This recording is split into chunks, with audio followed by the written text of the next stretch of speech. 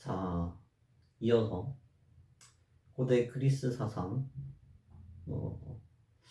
플라톤부터 다시 한번 시작해 볼게요. 플라톤부터 봅시다. 플라톤. 예. 고대 그리스의 사상가고요. 소크라테스의 제자입니다. 이 소크라테스 같은 경우에서는 일단 기본적으로 뭐라고 하고 다녔냐면, 나는 내가 모른다는 사실 외에는 알지 못한다 라는 식으로 하고 다니면서, 이 구체적으로 자기가 진리라고 생각하는 게 무엇인지, 이 세상이 어떻게 되어 있다는 것인지, 이런 것들에 대한 어떤 체계적인 설명을 제공하지 못하고 있었는데, 그런 것들의 설명을 소크라테스 식으로 세계를 설명하는 것을 어느 정도 완성시켰다라고 평가를 받고 있는 것이 이제 플라톤입니다.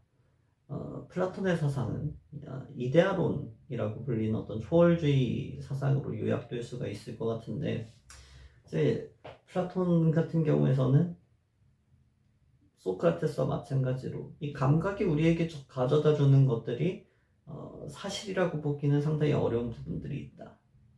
허구일 것이다. 그리고 실제, 허구 말고요, 실제는 우리 어떤 감각이나 그런 정보들이 가져다 주고 있는 것들을 이제 현상이라고 부르거든요. 일단 뒤에서 현상에 대해서 어느 정도 설명할 건데, 이 현상 세계, 구체적 사물들이, 구체적 감각들이 존재하고 있는 이 현상 세계 너머에 있는 이데아의 세계에 있다라고 주장을 하면서 감각을 초월한 사유를 하자. 소크라테스와 마찬가지죠. 이 감각 정보를 신뢰하지 말고, 우리 어떤 감각적 욕구들이 우리한테 요구하고 있는 것들을 너무 심각하게 받아들이지 말고, 그게 아니라 우리의 이성적 사유가 진정으로 옳다고 하는 것, 우리의 이성적 사유가 진정으로 좋다고 하는 것들을 탐색할 필요가 있다라는 식으로 설명을 하잖아요. 이제 플라톤도 마찬가지다 라고 생각을 하시면 될 것 같아요. 넘어갑시다. 이제 이 플라톤의 이데아론은 이야기 전에 앞서서 이 개별자라고 하는 것과 보편자라고 하는 것을 이해할 필요가 있는데, PPT에는 조금 단순하게 개별자와 개체의 어떤 정의만을 놓고 있지만, 우리 교재에서는 이거에 대해서 상당히 이제 길게 제가 좀 스토리로 어처구니가 없겠지만 좀 하나의 사례를 들면서 설명을 하고 있습니다. 저랑 같이 한번 볼까요? 어떤 현실에서 구체적 대상으로 지시할 수 있는 것들을 개별자 혹은 개체, 이렇게 저렇게 지시할 수 있어. 이것 저것 이렇게 할 수 있는 것들은, 그러니까 그래서 그 고대인들은 뭐뭐인 것이라고 부르면 이라고 하는 것들이 이제 개별자, 왜냐면 뭐뭐인 것 이렇게 딱딱 지칭할 수 있겠죠. 그래서 그런 것들이 이제 개별자, 개체라고 하는데, 보편자는 뭐냐? 이 뭐뭐인 것, 그러니까 뭐 사자 이름이 이제 레오인 사자가 있어. 신바, 그죠? 뭐 이런 무파사, 뭐 이런 사자들이 여러 가지가 있을 거예요. 이제 걔네들은 전부 다 사자인 것 신애들이에요. 그죠? 걔네들이 전부 다 사자인 것 신애들이란 말이야. 각자 이름은 다르지만, 각자 이 개체적으로는 다 다른 개체이지만, 이 공통적으로 놓고 보면 전부 다 이제 사자인 것이란 말이야. 이 개체는 다른데 공통적인 것으로 묶일 수 있죠. 이 공통적인 것으로 묶게 만들어주는 그러한 어떤 논리와 특징을 이제 보편자라고 부른다는 거예요. 아직 감이 잘 안 와. 그죠? 교재를 한번 볼게요. 가령 여러분들이 이제 이 수업을 듣고 있을 텐데, 여러분들과 저는 모두 사람이에요. 저는 사람이 아닌데 듣고 있다라고 하시는 분들은 제보를 해주세요. 그죠? 나는 짐승도 가르칠 수 있는 인간 아니냐. 당신과 나는 모두 사람일 텐데 다른 사람이죠. 같은 사람인데 다른 사람이다. 지금도 조금 갑자기 약간 좀 머리가 이상해질 것 같은데, 고대인들 얼마나 박했어요, 그죠? 그러니까 단도직입적으로 다시 말하자면 당신은, 여러분들은 사람을 본 적이 있어요? 사람을 본 적 있어? 아니 지금 보고 있는 거 너 사람 아니냐? 나도 사람인데 나 맨날 나 본다, 거울 본다, 이렇게 주장할 수도 있겠죠. 근데 그거는 그 스크린 너머에 있는 나라고 하는 개체나 그 거울 속에 있는 당신, 아니면 당신의 친구인 뭐 땡땡군이나 뭐 땡땡양 뭐 이런 그 그런 것들이지 사람이 아니지 않나? 무슨 말이냐? 당신, 여러분, 그러니까 아, 너가 있어. 너가 이코르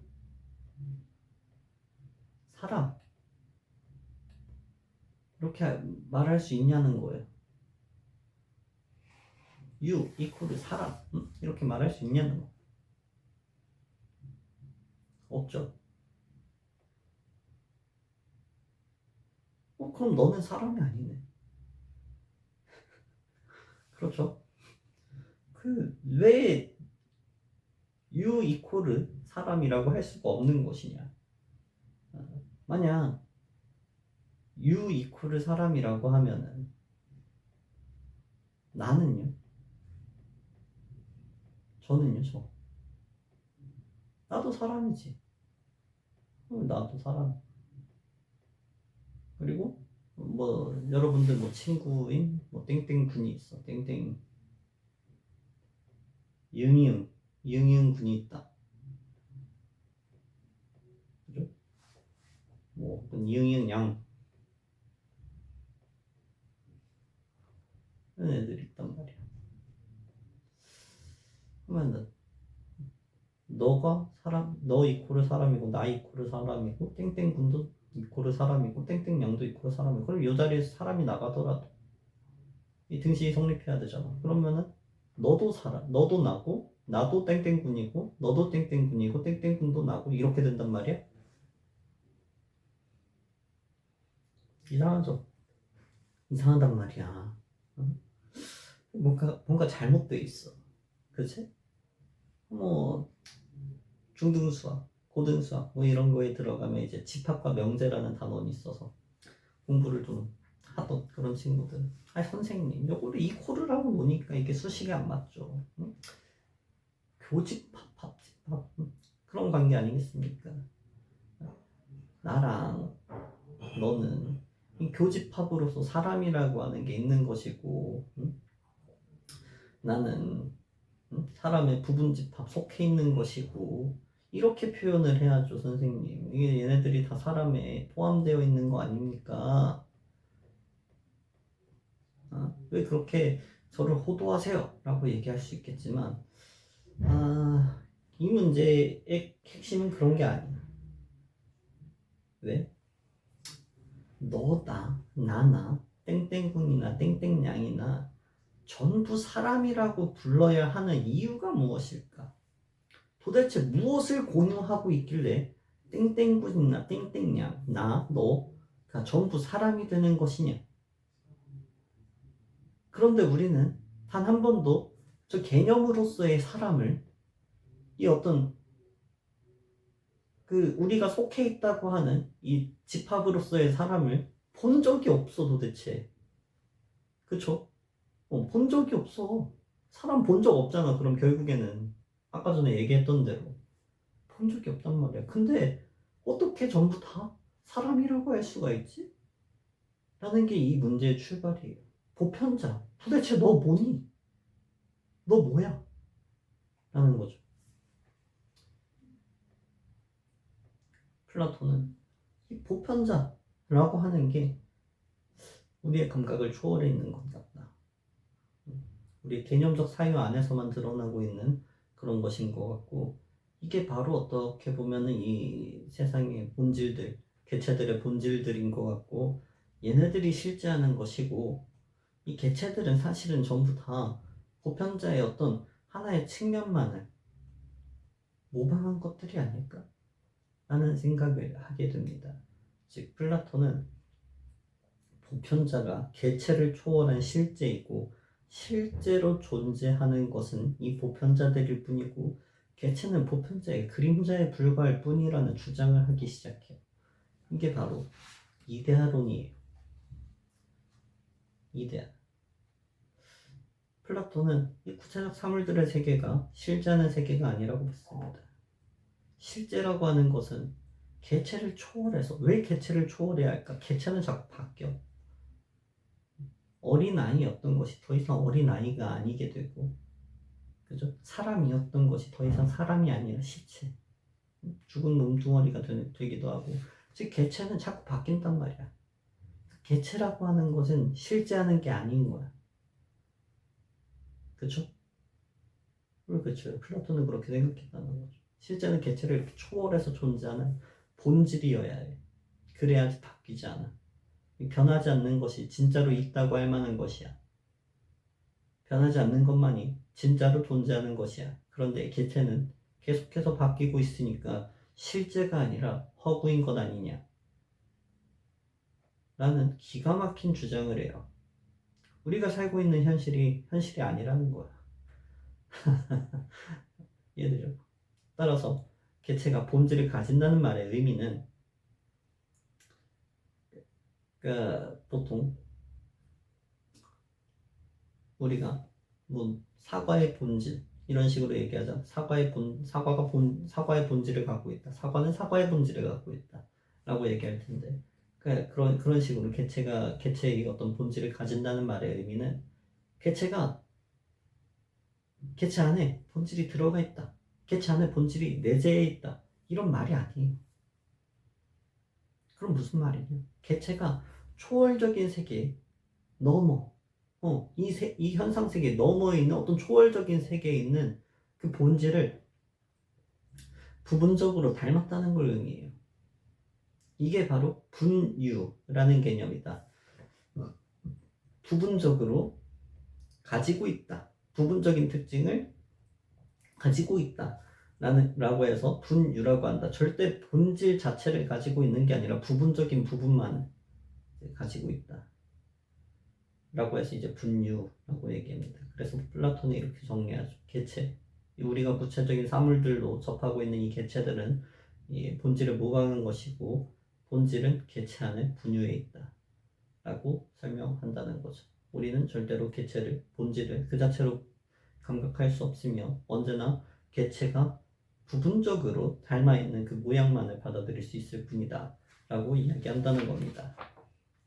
여기에서 이제 아까 이야기했던 그 현상이라고 하는 개념이 구체적으로 드러나게 되는데 이제 이데아라고 하는 것을 플라톤은 초월적인 실제고 본질이고 사물의 존재 원인이라고 봤어요. 그래서 보편자라고 하는 것이 결국엔 이데아라고 할 수 있겠죠. 우리의 감각은 이데아의 모방인 구체적 사물들을 있는 그대로 인식하는 게 아니래요. 너는 나를 있는 그대로 감각할 수 있는 게 아니에요. 무슨 말이냐? 여러분들은 내가 실제로 어떻게 생겼는지 모른다는 거예요. 실제로 보더라도 마찬가지야. 이 스크린상으로 말고 실제로 보더라도 마찬가지라고. 아니 왜요? 왜냐니 우리의 감각기관은 이 감각기관이 감지할 수 있는 영역 안에서 이 감각기관이 감지하는 방식으로만 감각할 수 있어요. 가령 인간이 볼 수 없지만 실제하는 어떤 빛들이 있잖아요. 인간이 감지할 수 있는 영역의 빛들만 따로 모아둔 걸 이제 가시광선이라고 부르는 거잖아. 인간 외의 존재들은요, 인간보다 더 많은 파장들을 볼 수 있는 애들이 있어요. 걔네들이 봤을 때 우리는 어떻겠어? 당연히 다르게 생겼겠지. 무슨 말이야, 그럼? 이 감각이라고 하는 것은 절대로 그 대상 자체를 우리한테 알려주지 않는다는 거예요. 우리의 감각은 이다의 모방이 구체적 사물들을 있는 그대로 인식하는 것도 아니고 다만 감각에 의해서 감지되는 부분만, 감지되는 만큼만 느끼는 것에 불과하다 라고 해서 이 구체적 사물들에 대한 감각 정보는 구체적 사물이 우리한테 드러난 모양에 불과해. 구체적 사물 자체도 아니야. 라는 의미에서 현상이라는 단어를 써요. 드러날 현상이 현자의 모양 상자야. 얼마나 열등한 종류의 지식이냐는 거지. 그죠? 이데아는 우리가 드러내려고 하는, 그러니까 구체적 사물이 이데아를 모방했잖아. 그러니까 이걸 모방했다는 건 뭐야? 이데아를 드러내려고 했다는 거지. 그지? 그러니까 이데아는 구체적 사물들이 드러내려고 하는 모양이야. 그죠? 그래서 원형이라거나 형상 그 자체라는 표현을 사용합니다. 그래서 이제 이런 식의 분류를 통해서 이분법적인 세계가 나오게 되는데, 현상계, 가시계, 눈으로 볼 수 있는 세계라는 거예요. 감각할 수 있는 세계라는 거, 감각의 세계인 거지. 현상계, 감각의 세계라는 거야. 감각의 세계와 실제들의 세계라고 하는 이데아계, 가지계, 우리가 인식할 수 있는 그 알의 영역이라는 거야. 선생님, 왜 그럼 사물들의 세계는 알의 영역이 아닐까요? 가짜니까. 거짓이니까. 여러분, 거짓을 알 수 있어? 거짓된 걸 믿었어. 거짓인 걸 믿을 수는 있지. 누군가 여러분들을 속인다거나 여러분들이 착각한다거나 뭐 그러면 거짓인데도 불구하고 그걸 믿을 수는 있단 말이야. 근데 거짓된 것을 믿고 있다는 게 알매 상태야? 아니지. 가령 이제 엄마가 화요일에는 병원을 가신다고 하시고 수요일 날은 이제 장을 보러 간다고 했는데 여러분들 헷갈린 거야. 화요일 날은 장, 수요일 날은 병원. 엄마가 외출하셨겠지? 화요일에 이렇게 생각한 거지. 엄마가 오늘 장을 보러 가셨네? 수요일이 이제 장 보러 가는 날이고 화요일은 이제 병원 가는 날인데 엄마가 나갔다 들어왔어. 엄마가 병원 갔다 왔다 라고 딱 생각한 거야. 아니, 병원이 아니라 장 보러 갔다 왔다. 이게 사실이에요? 제대로 안 거야? 잘못 안 거죠. 잘못 알았다는 거는 사실 안다는 거야, 몰랐다는 거야? 몰랐다는 거지. 그러니까 알매 대상이 될 수가 없어. 알매 대상이 안 돼, 얘네는. 그래서 이데아의 세계가 가지계인 거야. 알지자 써서. 얘네들은 알을 가져다 주지 못하는 새끼들이다. 이걸 아는 게 진짜 아는 거다. 이제 드디어 소크라테스가 진정한 알을 찾아야 된다라고 얘기했는데 플라톤이 진정한 알이 무엇인지에 대해서 이제 드디어 정의를 해줬어요. 그죠?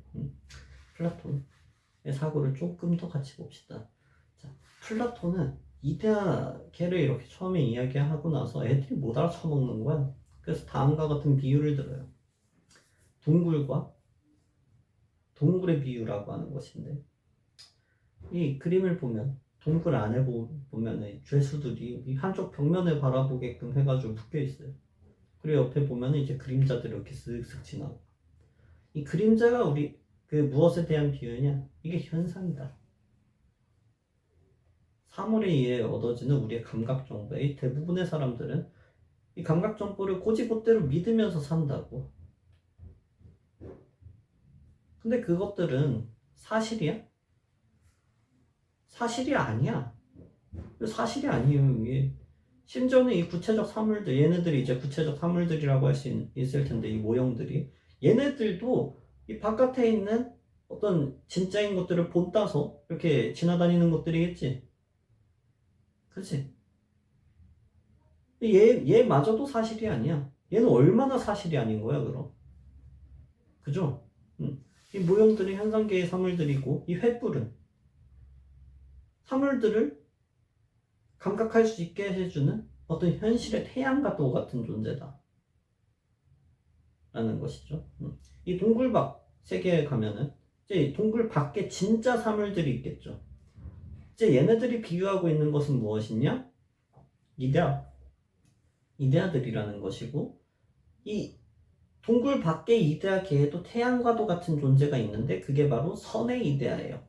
이 선의 이데아가 무엇인지에 대해서는 제가 조금 이따가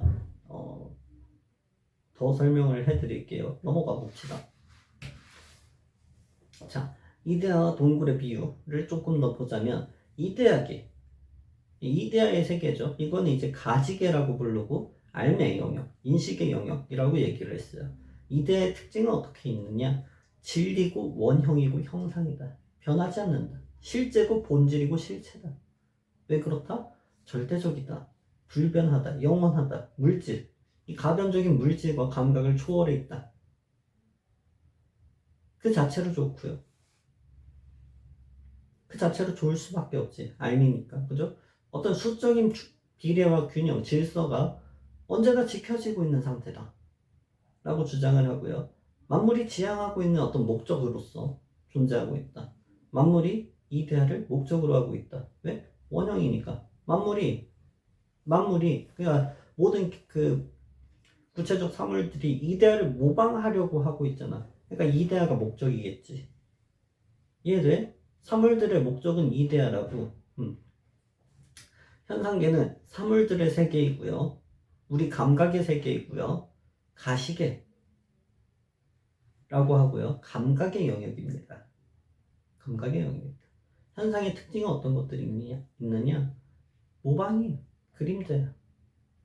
실체가 아니죠. 실체가 아니야. 가짜야. 라는 얘기예요. 절대적이지 않고요. 항상 바뀌어요. 항상 바뀌어. 계속. 이 모든 물질들은 계속 바뀌고 있어. 변하고 싶지 않아도 변해. 이데아를 잘 드러내면 유용하다라고 평가할 만하지만 이데아를 왜곡하거나 오염시키면 악의 원인이 되기도 한다. 그러니까 그 자체로 좋은 게 아니야. 이 목적이라고 하는 이데아를 얼마만큼 잘 따르고 있느냐에 따라서 유용한지 유용하지 않은지가 결정되는 그런 사물들이라고 볼 수 있겠죠. 네 번째, 당연히 목적이 아니라 얘네들은 이데아를 표현하는 수단에 불과한 것이겠죠. 이렇게 이데아와 현상이라고 사물이라고 하는 것은 이분법적으로 정반대의 의미들을 가지고 있어요. 얘네들은 이 넘을 수 없는 간극이 있으니까 함부로 섞일 수 없겠죠. 그러니까 이데아가 사물 안에 내재 이런 말은 사용할 수가 없다고. 그냥 이 현상에 있는 이 사물들이 이데아를 닮고 싶고 닮고 싶어 하면서 부분적으로 모방한 거야. 이런 관계다. 이데아 사물의 관계 잘 아셔야 된다. 완전히 초월적인 별다른 별개의 세계 각각이 존재하고 있다라는 것을 아셔야 돼. 넘어가 봅시다. 이제 플라톤은 인간이 그러면 어떻게 살아야 하느냐 이런 것들에 대해서 이야기하기 시작하거든요. 인간은 그럼 어떻게 살아야 하느냐 중요하겠죠. 이제 이때도 마찬가지로 인간의 영혼에 대해서 이야기하는데 인간의 영혼을 뭐라고 봤느냐 이데아계에서 온 인간의 본질이라고 봤어. 인간의 영혼은 이데아계에서 온 인간의 본질이다. 따라서 인간의 죽음이라고 하는 것은 어떤 물질적인 육체의 소멸일 뿐이고 영혼이라고 하는 것은 여전히 남아있다. 죽으면 이 본질인 이데아계에서 온 이 인간의 본질인 영혼이 이데아계로 날아간다는 얘기예요. 플라톤은 이 과정이 바로 영혼이 육신의 구속으로부터 해방되어서 이데아계로 돌아가는 거라고 이야기해요. 그러니까 죽음이라고 하는 것은 우리 육체 속에 갇혀있던 영혼이 이데아계로 뾰로롱 하고 가는 거야. 좋은 거겠죠. 그죠? 이 이데아로 돌아간 영혼은 신체적 감각에 오염되지 않고 순수한 영혼의 눈으로 이데아를 인식할 수 있는 기회를 얻게 돼요. 그러니까 죽음은 두려워해야 할 어떤 부정적인 것이 아니라 진리로 인도하는 육체에서의 해방이고 삶은 죽음을 연습하는 과정이라고 설명합니다. 선생님, 그러면 당장 뒤지지. 왜? 아니 이데아로 가면 좋잖아요. 거기가 진리의 세계고 완전한 알면 얻을 수 있고 뭐 그런 곳인데 왜 안 죽나요? 왜 죽지 않느냐? 왜 자살 안 함? 자살하면 좋은 건데 무조건 천국 가잖아요 라고 생각하시는데 플라톤이 뭐라 그러냐?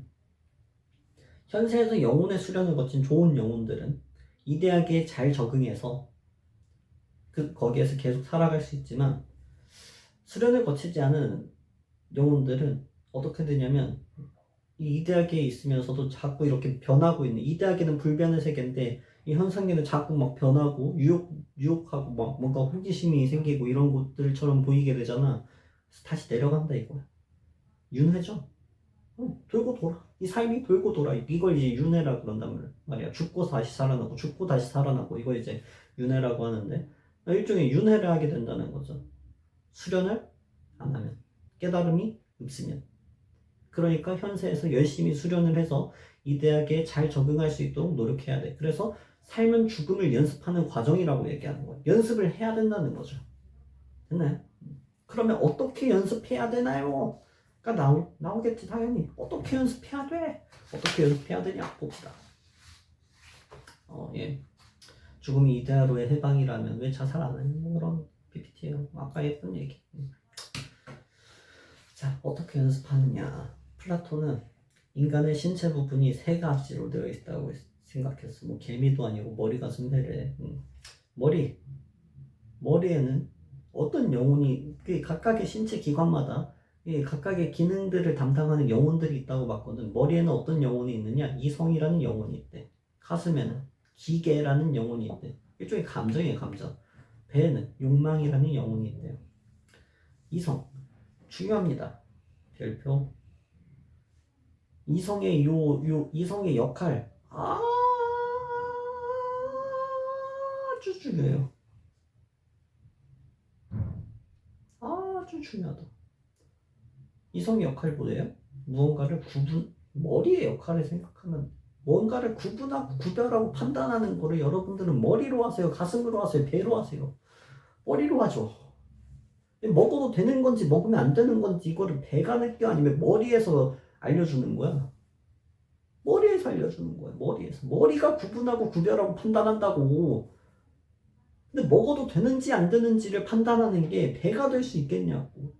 가슴이 될 수 있겠냐고. 안 되겠죠. 그죠? 이성의 역할이 굉장히 중요합니다.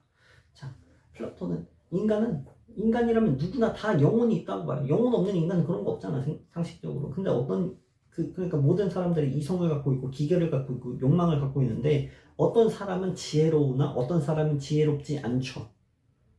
맞잖아. 걔도 이성이 없지는 않을 텐데 지혜롭지 않은 거잖아. 왜? 이성을 수련을 안 했기 때문에. 이성을 수련을 하면 탁월함을 얻게 되죠. 아니, 여러분들도 열심히 이제 연습을 하면 탁월해질 거 아니야, 어떤 분야에 대해서. 이성도 열심히 수련을 하면 이성의 탁월함이 생긴다고. 그걸 이제 지혜라 그래. 기계는 용기, 욕망은 절제가 된다고 합니다. 자, 영혼의 수련은 어떻게 이루어지는 것이냐? 각각 자신이 맡은 역할을 최선을 다하면 됩니다. 이성이 맡은 역할 뭐예요? 구분 구별 판단하는 거예요. 구분 구별 판단함으로써 사물이 모방하려고 하고 있는 이데아를 관조하는 것이 이성의 기능인 거지. 그러니까 이성이 이데아를 관조하려고 하는 그런 수련들을 계속 하다 보면 이데아를 어느 순간에서는 알 수 있게 되겠죠. 이데아를 우리가 인식해내는 순간을 지혜라고 부르는 것이고, 이 기계는 감정이란 말이야. 그죠? 감정을 어떻게 해야 돼? 잘 적절하게. 플라톤은 이 적절한 감정의 발휘를 일종의 공분이라고 봤어요. 공분. 마땅히 화를 내야만 하는 일들이 있단 말이야. 이 공동체에 있어서 굉장히 커다란 해악을 끼치는 그런 사람들에 대해서는 마땅히 화를 내야 된다고. 마땅히 화를 내야 할 때는 화를 내는 것이고, 마땅히 가여워해야 될 때도 있어. 참 불쌍한 사람. 그러니까 뭐 좀 뜻밖의 천재지변이나 뭐 그런 것들로 인해서 이 삶의 기반을 많이 잃어버리는 그런 사람들이 있으면 우리가 봤을 때 좀 어때요? 좀 도와줘야 될 것 같고. 그렇죠. 그럼 도와줘야 돼. 그 감정이 적절하게 발휘된다는 건 그런 거지. 누군가가 아주 예측하지도 못한 그런 재난을 당했는데 그거 보면서 너무 재밌다.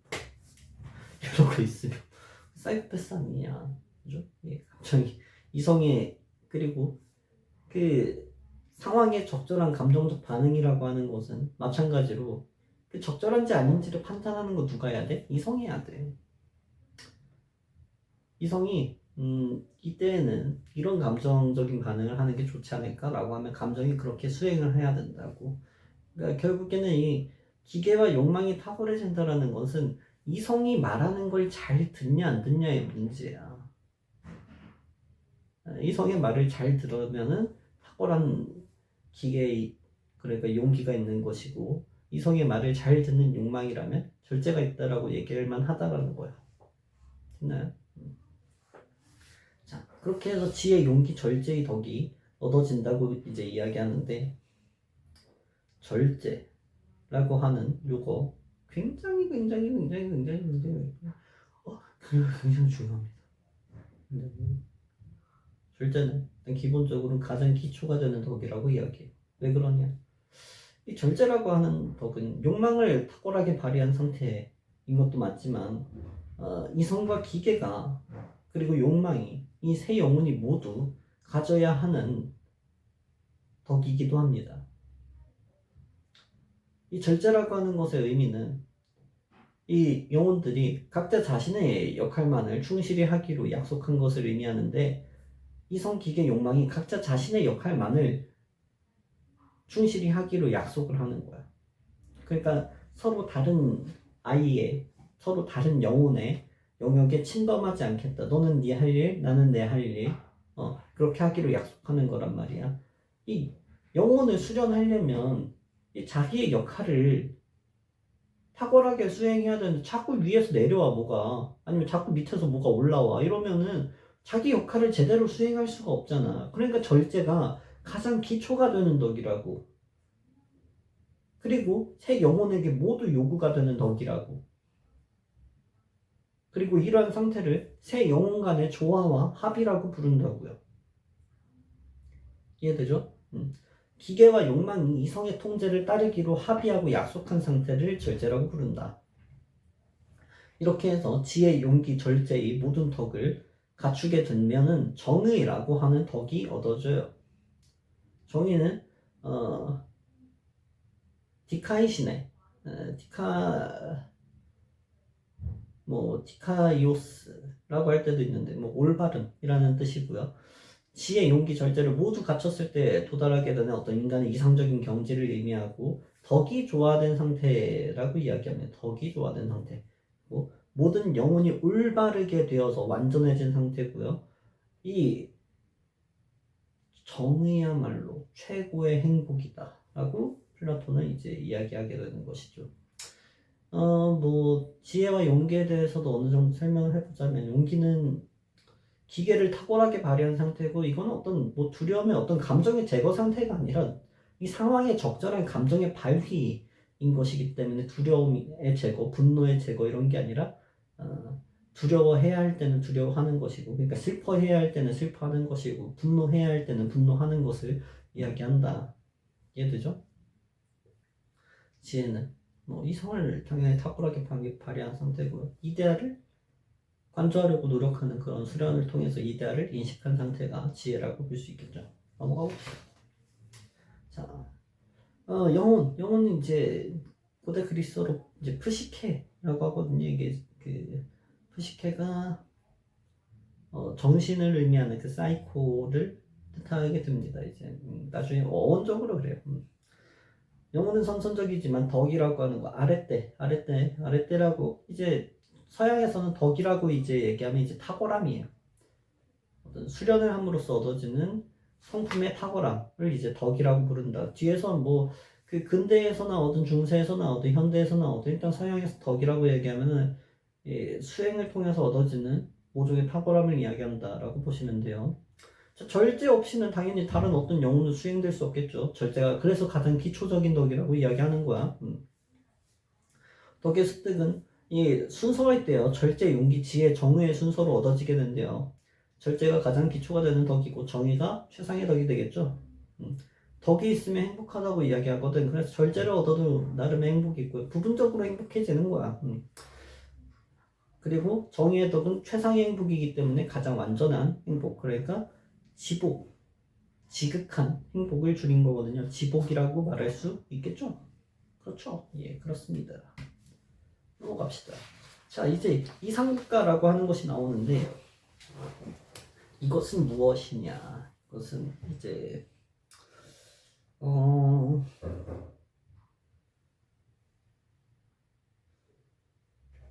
플라톤은 사실은 이 인간이 어떻게 살아야 하는지를 말할 때 있어서 이 국가라고 하는 공동체가 어떻게 경영되어야 하는지를 우리가 알면은 국가가 어떤 인간들이 모여서 만드는 거잖아. 이거를 이제 부분과 전체의 관계에 따라서 개인들에게도 적용해 볼 수 있다라는 식으로 얘기하거든. 그러니까 이제 국가 좋은 국가는 이렇게 운영이 되고 있으니까 이제 좋은 사람이 되려면은 마찬가지로 이러저러하게 살아야 된다라는 식으로 간다고 원래는 그렇게 말해. 근데 저 같은 경우에서는 이제 여러분들한테 설명의 편의를 위해서 개인의 영혼을 먼저 얘기하고 국가의 그 단계로 넘어가게 된 건데 그게 그겁니다. 뭐 국가에서의 윤리와 개인에서의 윤리가 별 차이 없다라고 생각하는 게 이제 플라톤이기 때문에 그게 그거예요. 플라톤이 위에서 아까 전에 보면은 인간의 부분을 머리, 가슴, 배로 나눴잖아. 이제 국가라고 하는 것도 크게 세 부분으로 나눠볼 수가 있대요. 첫 번째가 이제 통치자라고 하는 부분이고, 통치하는 부분. 두 번째가 이제 나라를 지키는, 방위하는 부분이라고 하는 게 있고요. 방위자, 군인의 부분이 있고, 마지막에 이제 생산자라고 하는 그런 생산 활동을 주로 하게 되는 그런 부분이 있다라고 얘기해요. 플라톤은 이제 국가의 정의로움과 개인의 정의로움은 서로 비유관계에 있다. 그래서 이제 어떻게 사는 것이 좋은 것인지 알면 어떤 국가가 좋은 것인지도 알게 되고, 좋은 국가가 무엇인지 알게 되면 개인이 어떻게 살아야 하는지도 알게 된다라는 식으로 이제 이야기한다는 거죠. 보면은 이 생산자, 방위자, 통치자의 직분은 어떤 선천적인 재능이 개발된 후천적 덕, 능력에 따라 주어져야 한다고 얘기해요. 이게 무슨 말이냐? 여기 그림이 이제 플라톤이 생각하는 이상국가가 어떤 식으로 운영되는지를 간략하게 표시한 것인데, 이제 이게 애새끼들이거든요. 애새끼들 일단 태어나면은 이제 뭐 하냐? 공동 육아예요. 공동으로 육아한다. 다 같이 이제 키운다는 거죠. 다 같이 이제 똑같은 교육 환경 속에서 자라게 가게 된다. 이 기초 교육 역시도 다 같이 받는 거, 다 같이 다 똑같은 교육 받는다. 그런 상태에서 이제 시험을 봐요. 다 똑같은 교육을 받게 해놓고 시험을 본다고 하면은 이제 그 시험의 여부는 선천적인 재능의 차이겠니? 아니면 후천적인 재능의 차이라고 보는 게 맞겠니? 선천적인 재능의 차이라고 보는 게 맞겠죠. 다 똑같은 교육을 받는 게 전제라고 하면은 이렇게 시험을 보는데 뭘 시험을 보냐? 이성의 역량을 시험을 봐서 이성의 역량이 안 돼? 그럼 너는 지도자가 될 그 깜냥이 아니잖아. 그럼 바로 생산자 팩토리로 보내버린다. 팩토리 이제 공정직 하는 거야. 생산이나 해. 그래서 합격을 하면 이제 그때부터는 수호자 계급이라고 불러줘요. 이 수호자 계급이 된 친구들을 불러놓고 이제 뭘 시켜주냐? 고등교육을 하게 해줘. 이 고등교육 받을 때는 이제 좀 어려워요. 뭐 수학도 하고요, 정치도 하고요, 여러 가지 것들을 이제 알려주게 되는데, 마찬가지로 어떤 일정한 시기가 되면 시험을 보겠죠. 마찬가지야. 또 뭐 보겠어? 이성의 역량을 시험 본다. 왜 자꾸 이성의 역량만 시험 보느냐? 플라톤은 가장 뛰어난 자가 통치자에 오르게 되면 어찌 되든지 간에 일단 이 시스템이 잘 갖춰지게 될 거라고 믿었어. 가장 뛰어난 자가 가장 우월한 위치에 가면 걔가 이 자신의 이 뛰어남을 전 국민을 위해서 사용할 거 아니냐는 거예요. 그게 믿음이야, 플라톤은.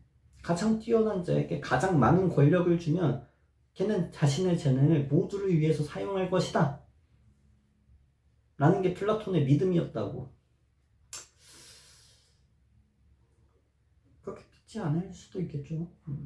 가장 뛰어난 자에게 가장 큰 권력을 줬는데 가장 뛰어난 자가 배신할 수도 있겠죠. 뭐 플라톤은 배신할 만한 사람이었다면 가장 뛰어난 자가 아니라고 주장할 수도 있겠지만 뭐 어쨌든 그렇다는 겁니다. 그런 식으로 해서 이 통치자에게는 지혜가 탁월한 사람이 그 자리에 올라가게 되고, 방위자는 이제 그 상대적으로 용기가 탁월한 자가 방위자가 되게 되는 것이고, 생산자는 이제 이성적인 측면에 좀 부족한 사람들이 어쩔 수 없이 위치하게 되는 것이라고 볼 수 있겠죠. 설명을 좀 더 하자면, 네, 선천적 재능이 개발된 후천적 덕과 능력에 따라 주어진다는 게 무슨 말인지 알겠죠? 기본적으로 이 생산자, 방위자, 통치자의 직분은 선천적 재능에 따라서 주어진다고 보는 것이 맞아요. 근데 선천적 재능으로만 결정되는 건 아니겠죠. 플라톤의 작업은 각자가 지닌 재능이 공공에 봉사하는 구조를 만드는 게 목표야. 그래서 재능이 딱 생산자인 수준인 애가 생산자 이상의 계층이 되는 걸 플라톤은 원하지 않아. 그래서 생산자인 애가 재능이 생산자인데 용기나 지혜를 이제 자기 안에서 갖춘다고 해서 수호자가 되는 게 아니에요. 뭐 갖추면 좋게 하겠다만 걔의 재능은 딱 생산자 수준이기 때문에 수호자를 시켜주지 않는다. 마찬가지로 어떤 수호자의 재능을 갖춘 애가 생산자가 되고 싶어요. 도자기만 되고 싶어요. 그런 거 안 된다. 허락 안 해. 마찬가지로 걔의 재능은 다른 쪽에 있는데 왜 네 몸대로 너의 재능을 공공을 위해서 사용하지 않고 네 하고 싶은 거 하려고 하지? 라는 식으로 하면서 컷해버린단 말이야. 당장에 능력이 없다고 생산자가 되는 게 아니라 교육시켜야 한다고 생각하고 있어요. 절제의 덕이라고 하는 것은 세 계급 모두에게 요구된다. 왜겠어? 각자 자신이 맡은 일만 잘 해야 되기 때문이야. 각 계급의 구성원들은 자기가 맡은 역할에만 충실하고 함부로 다른 역할에 참여하지 않아야지 각각의 사람들이 지닌 재능이 공공을 위해서 사용될 거 아니냐는 거예요. 그렇겠죠? 자, 지혜라고 하는 것은 통치자 계급에게만 요구되고요. 그러니까 통치자 계급 말고 다른 애들은 지혜를 얻을 필요가 없다라는 얘기야. 통치자들만이 진정으로 지혜로울 수 있다고 얘기해요. 통치자는 논리상 지혜, 용기, 절제의 덕을 모두 갖추게 되지만 자기 역할 이외의 것은 하면 안 돼. 재능 낭비야 라는 거죠. 계급은 또 세습되지 않아요. 왜? 아까 얘기했던 대로 이 교육에 따라서 재능 있는 애가 높은 지위에 가는 것이지 뭐 계급을 세습한다거나 이러면은 그 재능이 공공을 위해서 사용되는 구조가 완성되지 않겠죠. 당연히. 그러니까 세습되는 게 아니야. 그렇고 또 이 인간의 어떤 본능상 자신의 어떤 우월한 지위를 자기 자식한테 물려주고자 하는 그런 습성이 있기 때문에 플라톤은 수호자 계급한테는 이 사유재산과 자녀 자체를 가지는 게 허용되면 안 된다고 봤어요.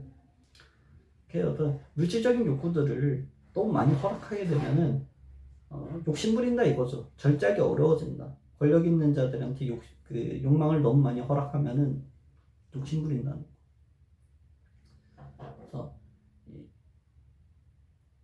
플라톤은 생산자, 수호자, 생산자와 방위자, 이 통치자 계급의 영혼을 설명할 때 통치자는 이제 금의 영혼, 방위자는 이제 은의 영혼, 생산자는 이제 동의 영혼을 지닌다고 이제 이야기하는데 이 영혼의 금은을 가진 사람들은 이 세속의 금은을 가질 필요가 없다라는 식으로 이야기하면서 이 수호자 계급부터는 사유재산과 자녀를 갖지 마라! 그럼 자녀를 안 갖지는 낳을 수 없다는 얘기인가요? 그게 아니야.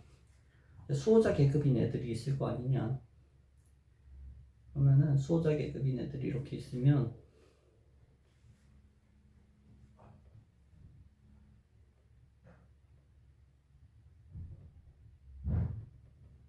얘네가 이제 수호자 계급이면 어느 하루 날 잡아가지고 어두운 방에서 이 방에 있는 뭐 다른 성별에 있는 사람들과 한꺼번에 집단으로 성행위를 한다.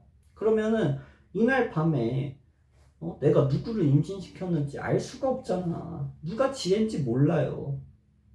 그렇게 해서 자녀를 없앤다는 얘기야. 누가 지혜인지 모르게 만든다고. 이해돼? 육체노동보다 이데아를 인식하는 정신노동의 가치를 더 우월하다고 평가합니다. 정신노동이 더 우월하다는 식으로 이야기하는 사람은 플라톤밖에 없어.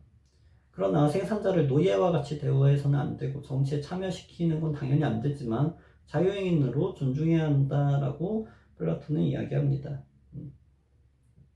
하나 좀 덜 말한 것 같은데 절제의 덕이 모든 계층에게 요구된다고 이야기하잖아요. 그래서 이제 기초교육의 이제 핵심적인 내용은 절제를 배우게 만드는 거야. 그래서 기초교육에서 절제를 배우기 때문에 이 생산자든 방위자든 통치자는 절제라고 하는 덕을 그냥 갖고 있겠죠. 이해되죠? 이렇게 생각을 하시면 될 것 같습니다.